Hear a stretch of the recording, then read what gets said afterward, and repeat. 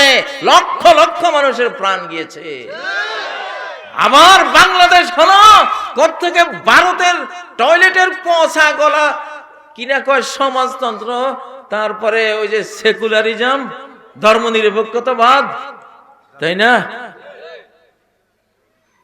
এগুলি এনে আমাদের জাতির উপরে ফেলে 53 বছর আমরা মরেছি, খুন হয়েছি, ফাঁসিতে ঝুলেছি, দেশান্তরিত হয়েছি, কারারুদ্ধ হয়েছি, গুম হয়েছি, লাঞ্ছিত হয়েছি।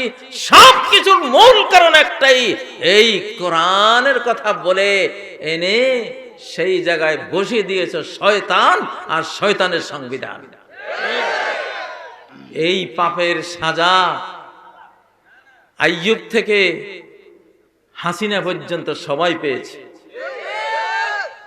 এইবার দেশটা জনগণের কাছে, এইবার জনগণের উপরে আসে।